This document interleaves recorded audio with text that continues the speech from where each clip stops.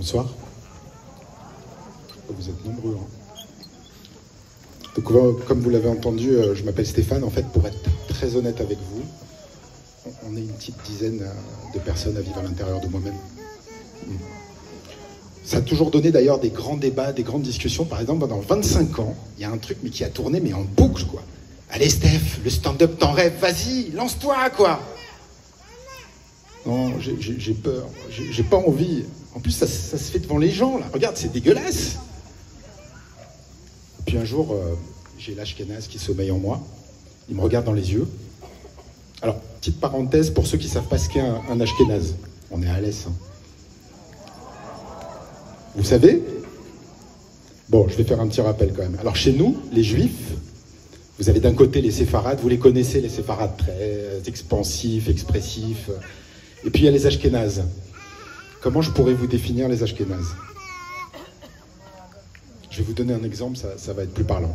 Est-ce que vous savez ce qu'on fait, nous, les Ashkénazes, quand on se réveille de bonne humeur le matin? On s'assoit sur le bord du lit, on attend que ça passe. Ça marche bien, d'ailleurs. Donc là, l'Ashkénaze, il me regarde dans les yeux, il me dit « Écoute, Steph, t'as pas le choix, faut y aller, quoi. Le stand-up, c'est comme une psychothérapie, sauf que c'est gratuit. » Pas faux. Donc l'année dernière, je me lance à Montpellier, je fais ma première scène ouverte, ça se passe bien. 2 jours plus tard, la France est confinée.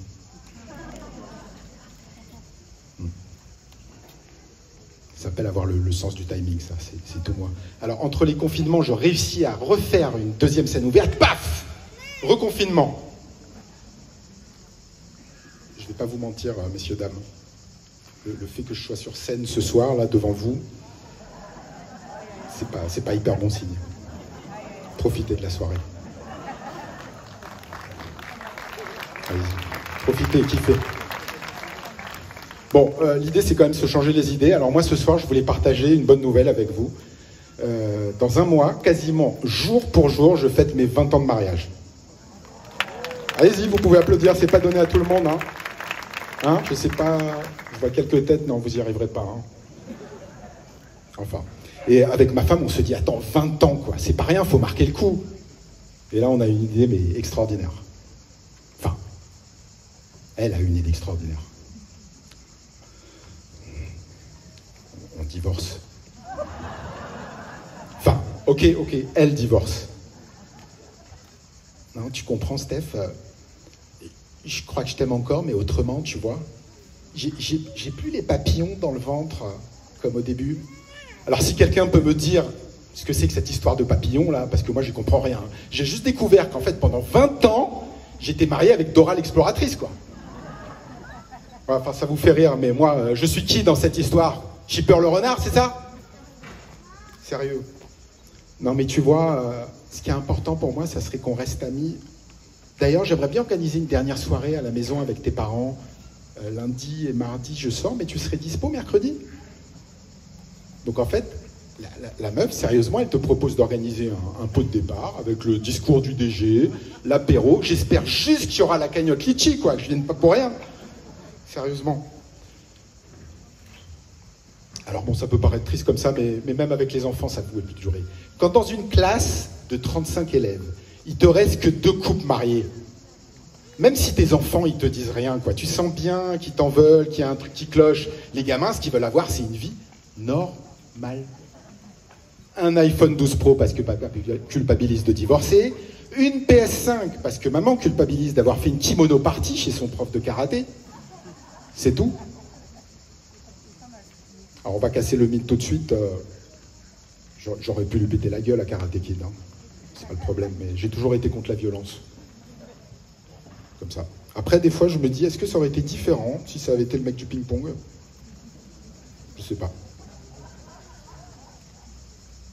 Peut-être.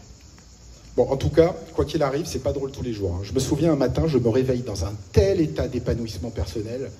Je me suis dit, Stéphane, là, il faut te recentrer sur l'essentiel, c'est-à-dire toi-même.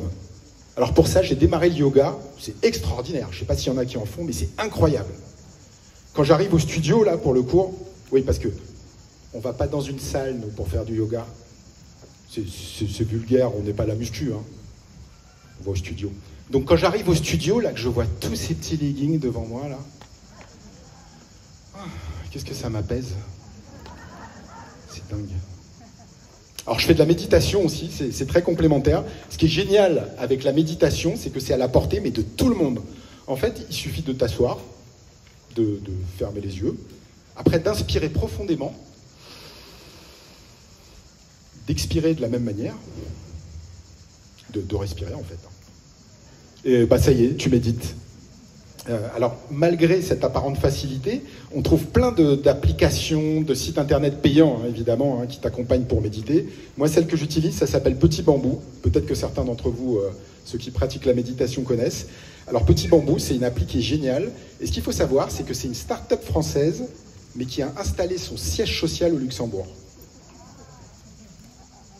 Donc, quand tu penses un petit peu au truc, là, en fait, les mecs, ils te vendent de l'évasion mentale en pratiquant l'évasion fiscale. Chapeau. Sérieux. Et ouais, on peut les applaudir, je vais peut-être gagner un abonnement à vie, d'ailleurs.